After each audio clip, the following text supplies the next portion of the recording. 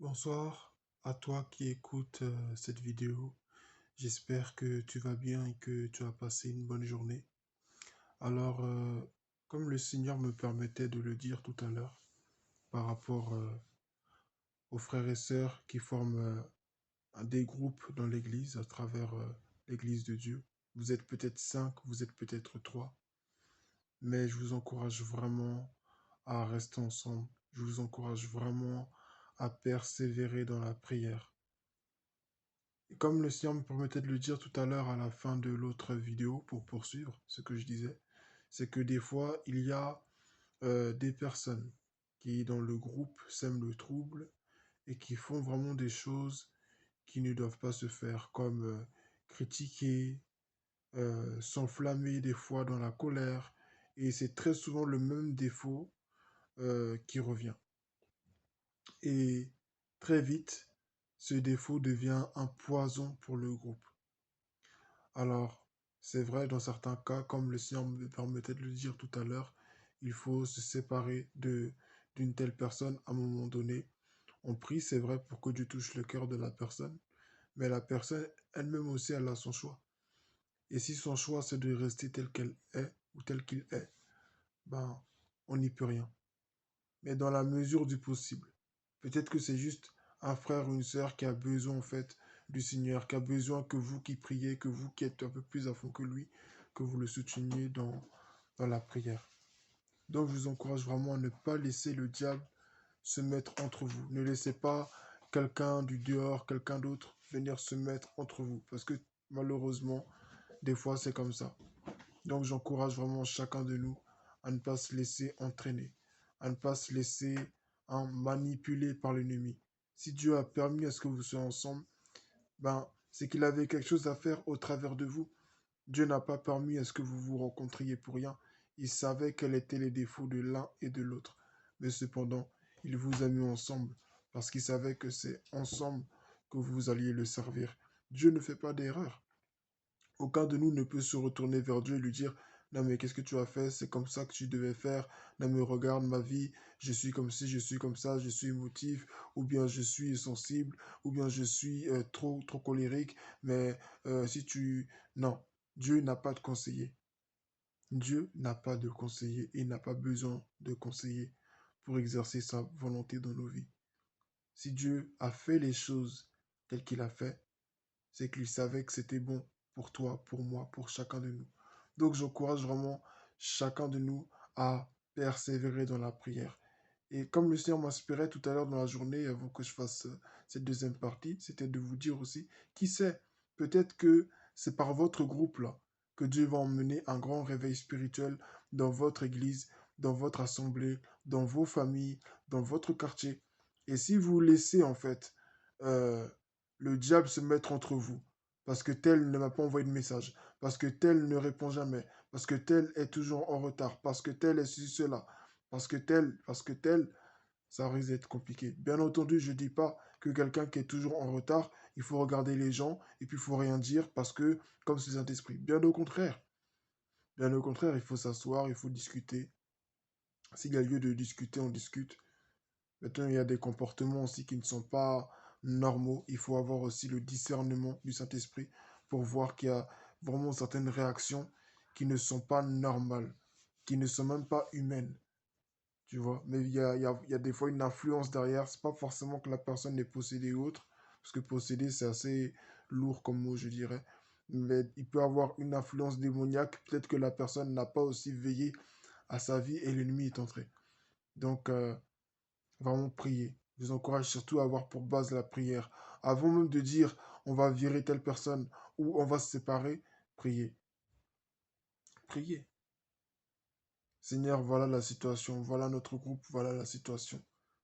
Si tu nous as mis ensemble, Seigneur, c'est pas pour rien. Si, Seigneur, tu nous as mis ensemble, c'est parce que tu avais quelque chose à faire avec nous. C'est parce que tu as quelque chose à faire avec nous que tu nous as mis ensemble. Donc, je t'en supplie, Saint-Esprit, ne nous laisse pas dans ce cas, mais agis au milieu de nous. Si vous priez comme ça, si vous cherchez Dieu, si vous cherchez à mettre Dieu en avant dans votre groupe, vous verrez que les choses ne seront, ne seront différentes, en fait. Donc, je vous encourage vraiment, vous qui êtes des groupes chrétiens à travers l'Église, vous êtes peut-être deux, parce que vous formez un duo, peut-être que vous chantez, peut-être que vous priez, peut-être que vous faites une activité, vous êtes des responsables ou autre. Et il y en a toujours un des deux qui est absent. Et à un moment donné, on en a marre, on se dit, mais lui, il est jamais là. Pourtant, on nous a mis tous les deux à cette tâche-là, mais lui, il n'est jamais là. Ou peut-être même que tu es le dirigeant même, peut-être, de cette assemblée, et tu vois qu'il y en a un qui est toujours absent. Mais quand il est absent, en fait, il ne prévient jamais. Il ne dit jamais pourquoi. On ne sait pas, des fois, la vie des gens. Allons voir les personnes, essayons de les faire asseoir, de discuter avec elles, et d'essayer de comprendre le pourquoi du comment. Et peut-être que la personne, si elle veut bien s'ouvrir, elle s'ouvrira et elle parlera. Mais si elle ne s'ouvre pas aussi, il y a toujours une raison. Il y a toujours une source. Il y a toujours une source. Donc j'encourage chacun de nous vraiment à vraiment euh, persévérer dans la prière. Ne laissons pas le diable, hein, ne laissons pas l'ennemi se mettre entre nous. C'est très important. Parce qu'une fois que l'ennemi est entré, une fois qu'on nous a ouvert la porte, c'est pas pour venir s'asseoir et faire coucou, est-ce que vous allez bien? Et finalement, bon, ben, je t'ai passé pour dire bonjour, il repart et ferme la porte. Non, quand le diable il vient, la Bible nous dit, quand le diable vient, c'est pour égorger, voler, diviser, détruire et il s'en va. C'est pour ça qu'il vient. Il détruit, il ne sait pas réparer. Mais Dieu, lui, il sait restaurer. Dieu, lui, il sait réparer. Donc, je t'encourage, chacun de nous, je t'encourage, toi qui écoutes cette vidéo, tu fais peut-être partie d'un groupe, tu as peut-être vu des choses, tu as peut-être vécu des choses dans ce groupe de jeunes, dans ce groupe d'adultes, pourquoi pas, parce que c'est à tous les niveaux. Et tu vois vraiment qu'il y a des choses qui se passent, qui sont pas normales. Si Dieu a permis à ce que tu tombes sur cette vidéo, c'est justement parce que il veut t'utiliser, en fait, dans ce groupe, pour prier. Donc, je t'encourage à t'approcher de Dieu, dans le jeûne même, pourquoi pas, et dans la prière pour dire Seigneur, vraiment, ce groupe-là, voilà. Qu'attends-tu de moi? Que veux-tu que je fasse? Que veux-tu que je dise? Si tu n'es, même si tu n'es pas le leader, va voir le leader du groupe. Parle-en avec lui. Prie avant d'aller le voir pour que Dieu dispose son cœur, pour qu'il soit à l'écoute. Parce que des fois, on se plaint que les gens ne nous écoutent pas quand on parle. Mais parce qu'on voit des choses, les gens ne nous écoutent pas. Avant d'aller voir les personnes, va prier. Va prier. Il faut prier. Demande au Seigneur d'incliner les cœurs, comme Esther elle a fait pour le roi Assuérus. Va dans la prière. Et quand tu ressortiras de là, le Seigneur va aplanir la voix devant toi. Quand tu vas parler, la personne va t'écouter. La personne sera sensible à la parole de Dieu qui sortira de ta bouche et elle comprendra. À moins que vraiment Dieu ne l'ait pas choisi elle-même à être là et puis elle a été nommée comme ça pour être au devant. Mais sinon, normalement, elle est censée comprendre. Donc je t'encourage vraiment à prier. Peut-être que tu es chef aussi d'un groupe aussi, pourquoi pas. Et quand tu parles, les gens ne t'écoutent pas. Pareil, va dans la prière. Seigneur, qu'est-ce qui se passe? Seigneur, qu'est-ce qui ne va pas? Mais en fait, tout ça, ça dépend en fait très souvent de la source. À partir de quoi est-ce qu'on est venu ensemble? Est-ce que c'est juste par sympathie? Est-ce que c'est juste comme ça? Parce que tout a un but. À supposer par exemple que vous soyez un groupe, par exemple que vous soyez mis ensemble alors que pour faire une activité dans l'église. Mais en réalité, Dieu ne nous a pas appelé à ça. Vous aurez appris, vous aurez été en groupe certainement pour apprendre une chose, le discernement. Tu vois, donc il n'y a rien qui est fait par hasard, rien. Et peut-être que vous êtes un groupe, mais peut-être appelé à faire autre chose dans l'église que ce que vous faites actuellement. Tous les groupes de chants chrétiens ne sont pas tous appelés à aller faire des clips, à aller se produire sur des scènes. Non, il y en a, Dieu vous appelle juste à rester dans votre église locale et à chanter là. C'est que pour votre église que Dieu vous a appelé. Certes, vous serez une bénédiction pour les nations, donc c'est-à-dire pour les âmes qui viendront. Les gens vont peut-être venir d'autres pays pour venir vous écouter, mais sinon, Dieu ne vous a pas forcément appelé à faire des CD. Aujourd'hui, on pense que parce que je chante, parce que j'ai une belle voix, donc forcément, je suis appelé à faire des CD. C'est faux. Ou bien parce que je suis prédicateur, donc allez hop, chaîne YouTube, bam, bam, bam, aujourd'hui, allez hop, c'est bon. Non, c'est pas vrai. Dieu peut t'appeler uniquement même pour ta ville. Dieu peut t'appeler uniquement pour ton pays. Dieu peut t'appeler uniquement pour le lieu où tu es. Ça paraît médiocre, mais Dieu a un plan pour chacun de nous. Dieu avait appelé Moïse que pour Israël. Dieu avait appelé Moïse que pour Israël. Donc, et chaque prophète même de la Bible d'ailleurs. Bien entendu, d'autres personnes étaient converties par le message qui était prêché parce que les autres nations reconnaissaient la puissance de ce Dieu, donc il y avait des gens qui commençaient à croire. Mais chaque prophète dans la Bible qu'on voit, il a appelé avant tout pour son pays, pour son peuple. Donc si toi aujourd'hui Dieu t'appelle uniquement en France ou uniquement aux États-Unis ou uniquement en Chine, ben il sait pourquoi il l'a fait. Donc tout commence dans la présence de Dieu. Prions. Ne laissons pas le diable se mettre entre nous. Si on, quand on était ensemble là, quand on s'est réunis, c'est Dieu qui a fait les liens, c'est Dieu qui a fait les connexions et on s'est mis ensemble. Rien n'est fait par hasard. Il n'y a pas d'hasard dans la vie. Même le fait même que tu aies rencontré un frère, une sœur aujourd'hui à telle heure dans le train, sache que c'est Dieu qui l'a programmé et il l'a programmé pour un but précis. Que l'objectif soit atteint sur l'instant ou que l'objectif est un objectif qui doit être atteint euh, comment dire prochainement, c'est-à-dire dans les jours, dans les années plus tard, lui seul sait pourquoi. Mais si Dieu vous a mis ensemble, c'est pas en vain. C'est pas en vain. Donc avant de se séparer, avant de dire oh on en a marre, oh, ça fait longtemps, on en a ça, on a ça attendu, on va se séparer, allez prier, allez chercher Dieu. Vous n'êtes peut-être pas d'accord sur ce que vous dites, sur les idées que vous avez. Ah, c'est toujours les idées de tel qu'on prend, c'est toujours les idées de l'autre. Allez prier, allez chercher le Seigneur. C'est lui qui a raison. Dieu n'est pas du côté de Marc parce que c'est Marc le responsable. Donc Dieu aime plus Marc que Paul et Théophile et Julie et Juliette. Non, Dieu est de son propre côté. Dieu est du côté de sa parole. Dieu est du côté de sa justice. Dieu est du côté de son amour. Dieu est du côté de son pardon. Dieu est du côté de lui-même sa propre volonté. Dieu ne fait pas de parti pris. Dieu ne va pas favoriser le responsable parce que c'est le responsable. Ah, s'il dit un mot, on est tous finis. Non, il n'a pas ce pouvoir-là. Jésus lui-même, il est venu sur la terre, il n'a maudit personne. Donc, celui qui dit qu'il est un leader ou qu'il est je sais pas quoi et qui prend un malin plaisir à faire ça, il n'a aucune fierté à faire ça. Il n'en tirera aucune fierté, il n'a aucune bénédiction à agir de cette façon parce que Jésus ne nous a pas appelés à le faire. Lui-même l'a dit, bénissez, ne maudissez point. Donc, j'encourage chacun de nous vraiment à rechercher le Seigneur. Si Dieu t'a mis avec telle personne dans ce groupe chrétien, c'est pas pour rien. Donc priez, cherchez le Seigneur. Moi-même qui vous parle, il y a des fois, certains ont proposé de former un groupe avec moi pour faire ceci, cela. J'ai prié, j'ai demandé au Seigneur avant même de me mettre en groupe avec quelqu'un. Parce que je savais ma vie, je regarde mon programme, je regarde mes activités dans lesquelles je suis déjà. Et je sais très bien que, ah, si je me mets avec cette personne, ça, j'aurai plus le temps. Ou bien, je pourrais pas rester dans ce groupe-là à long terme. Donc, c'est pas possible. Mais des fois, on vient nous voir et on ne prend pas le temps aussi de consulter Dieu. Voilà pourquoi des fois aussi dans nos groupes aussi, on rencontre des problèmes.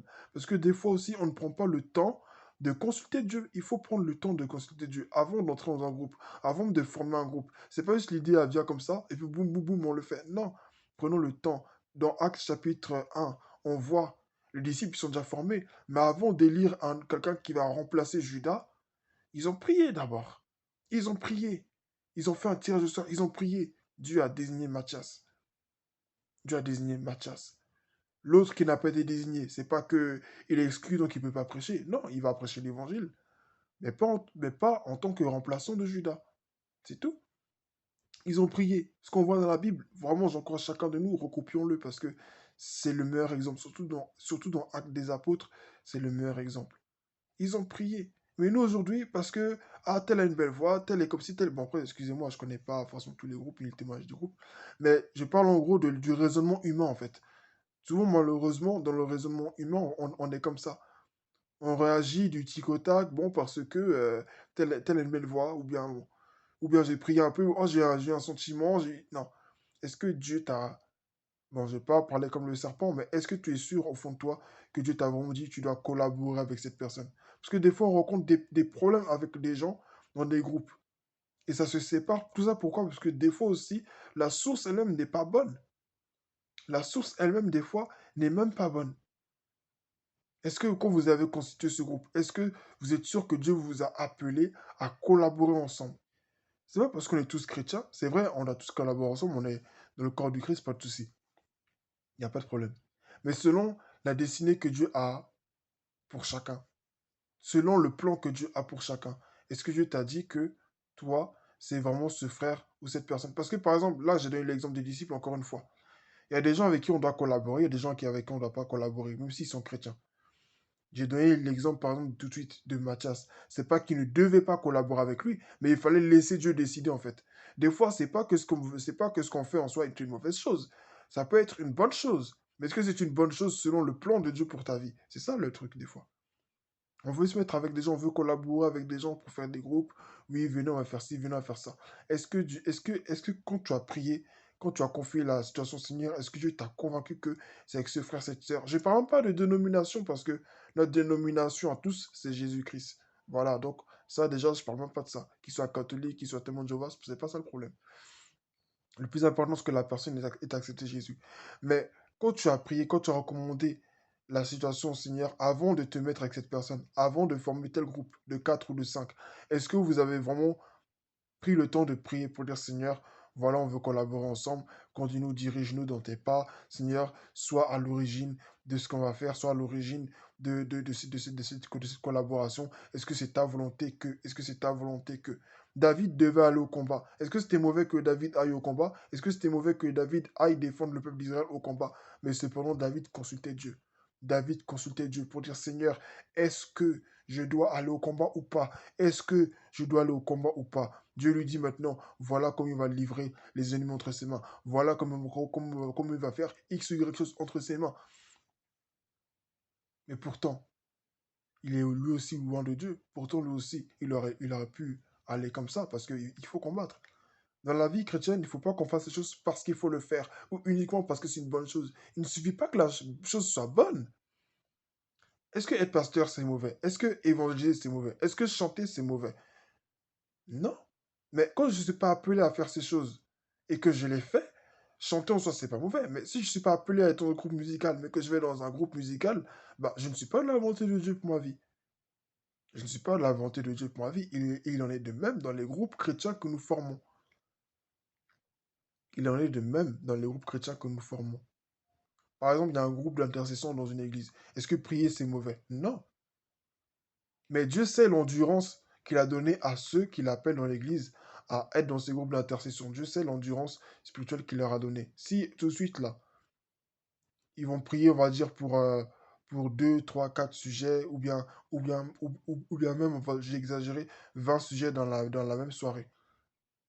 Si je suis pas appelé, si Dieu m'a, on est tous appelés à prier, c'est normal. Mais si Dieu ne m'a pas appelé à faire partie de ce groupe d'intercession, en moins de, en tout cas, je ne vais pas suivre. Pourtant, on est tous appelés à prier, on est tous appelés à intercéder les uns pour les autres. Mais chacun sa grâce, en fait. C'est ça dont il s'agit. Chacun sa grâce. Et il est important que chacun sache que voilà à quoi Dieu m'a appelé. Voilà à quoi Dieu m'a appelé. Voilà à quoi Dieu m'a appelé. Parce que quand on ne sait pas, on rentre dans des groupes, ou on forme des groupes avec des gens, ou on s'associe à des personnes. Et demain, quand on rencontre des problèmes, qu'ils soient spirituels, qu'ils soient physiques, avec ces personnes-là, on se retourne, on se dit, mais qu'est-ce qui se passe? Et on se sépare comme ça, sans prendre le temps de réfléchir à la source. La source, c'est vrai, c'est Jésus. Et effectivement, notre source doit être Jésus. Quand tu as prié, est-ce que Jésus, par son Esprit Saint, t'a convaincu? Il t'a donné la paix que oui, je dois me mettre avec cette personne. Moi, je t'ai donné mon témoignage. Des gens comment ça s'appelle, m'ont proposé de faire des groupes, de faire un groupe avec eux pour X ou Y chose. Et à 4 à 5 reprises comme ça, j'ai eu des personnes dans ma vie qui m'ont proposé. J'ai mis ça juste dans la prière. Je dis, Seigneur, pour moi, c'est pas une mauvaise chose déjà de base. Mais de peur, en fait, de m'engager et puis après de les laisser au cours de route pour dire, non, mais en fait, c'est X ou c'est Y. Non. J'ai mis ça dans la prière. J'ai confié ça au Seigneur. J'ai laissé Dieu me convaincre de si je devais aller ou pas. Dieu ne m'a jamais convaincu d'aller avec aucun d'entre eux. Et je le bénis parce qu'aujourd'hui, quand je regarde ma vie, je sais très bien pertinemment. Et vu les études que je fais, oui, je sais pertinemment que si j'aurais dit oui pour tel groupe d'évangélisation, si j'aurais dit oui pour tel groupe de musique, ah, ça n'aurait pas été bon. Aujourd'hui, j'aurais été absent. Aujourd'hui, je les aurais lâchés en cours de route. Et la Bible dit malheur à celui qui fait une promesse et qui ne la tient pas. Malheur à celui qui fait un vœu et qui ne respecte pas ce vœu-là. Donc, tout ça, c'est très important, ne négligeons pas cela. Cette vidéo, c'est vrai, c'est pour encourager les groupes qui veulent se séparer, mais tout dépend aussi, en fait, de la source. Tout dépend du départ, par où, d'où vous êtes parti. Si c'est le Seigneur qui vous a convaincu dès le départ de faire le groupe ensemble, il n'y a pas, y a pas de problème. Vous allez rencontrer des problèmes, mais vous allez toujours vous en sortir. Et j'encourage ces groupes-là à persévérer dans la prière, à chercher Dieu. Mais des fois, il y a des problèmes qu'on rencontre parce que la source, des fois, c'est pas Dieu.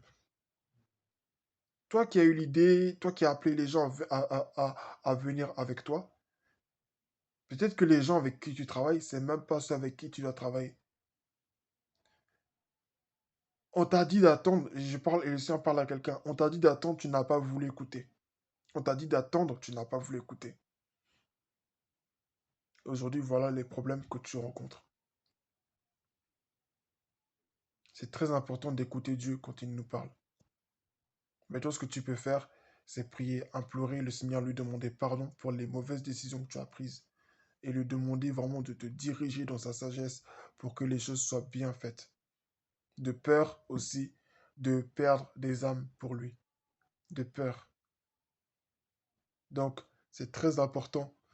C'est très très important de que Dieu soit notre source, que Jésus-Christ soit notre source. S'il n'est pas notre source dans nos projets, même s'ils sont bons, il suffit pas que la chose soit bonne. C'est ça, il faut qu'on comprenne.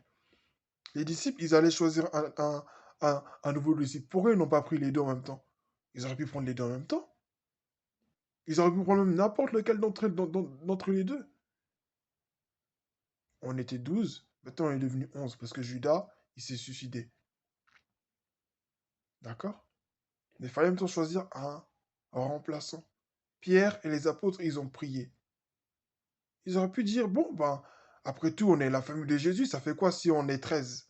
Ça fait quoi si on est 13, si on est 13 disciples, ça fait quoi? Mais non, ils ont prié pour qu'il y en ait un seul de plus. Pourtant, on sait très bien, c'est pas le seul qui ont prêché l'évangile. Ils étaient plus de 120 dans ce lieu-là où ils ont reçu le Saint-Esprit. Et ils étaient plus de 1000 à travers le monde jusqu'à nous. Bon, ça c'est sûr et certain. Ils étaient largement plus de 1000, plus d'un milliard à avoir annoncé l'évangile après eux. Et en leur temps, j'imagine qu'ils étaient même plus de 1000 parce que quand on parle des âmes qui se rajoutent et tout ça, forcément qu'ils étaient plus de 1000. Donc, ils auraient pu dire, ah bah finalement, on va tous être... Non, ils n'ont pas dit ça. Ils ont fait un tirage au sort et ils n'en ont choisi que un de plus. Et ils ont demandé au Seigneur de choisir. Ils ont demandé au Saint-Esprit de guider leur choix. Le Seigneur a guidé leur choix. Le Seigneur a guidé leur choix. On voit cette même soumission à Dieu, cette même sagesse-là pour demander à Dieu de guider le choix avec Abraham et son serviteur pour prendre une femme à Isaac. Et le Seigneur a guidé leur choix. Il aurait pu prendre n'importe quelle femme. Est-ce que se marier, c'est une mauvaise chose? C'est pas une mauvaise chose. Mais avec qui est-ce qu'on se marie? Comment? Quelle est la source? Est-ce que c'est Dieu? Il ne suffit pas que la fille soit belle, il ne suffit pas que l'homme soit beau. Avec qui est-ce qu'on se marie?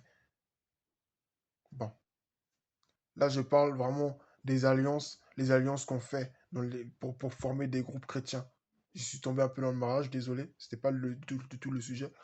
Mais faisons attention que notre source soit le Seigneur. Si Dieu n'est pas la source, on va rencontrer des problèmes, mais insurmontables. Mais je crois que Dieu est un Dieu de grâce, que Dieu est un Dieu de bonté. Pas au point de dire non plus, bon ben, comme vous avez fait un groupe sans m'avertir, ou bien sans tenir compte de moi, c'est pas grave, restez. Non, si c'est pas la volonté de Dieu, ben vous faites un hors-sujet, en fait. On fait un hors-sujet. Donc j'encourage chacun de nous à vraiment prier le Seigneur. Va dans ta chambre, prie. Seigneur, on rencontre des problèmes dans ce groupe. Qu'est-ce qui ne va pas? Seigneur, on rencontre des soucis dans ce groupe. Qu'est-ce qui ne va pas? Tu nous as dit, aimez-vous les uns les autres. Mais voilà ce que l'on rencontre, Seigneur. Qu'est-ce qui ne va pas? Montre-nous, s'il te plaît, pourquoi. Donne-nous des directives. Pardonne-nous si on a péché, si j'ai péché, moi en tant que leader, si j'ai péché même en tant que membre de ce groupe, si tu n'es pas leader, pardonne-moi, pardonne-nous, s'il te plaît. Et révèle-nous, qu'est-ce qui ne va pas? Parle-nous. Donne-nous des directives pour que nous puissions trouver une solution, pour que les choses puissent changer dans ce groupe.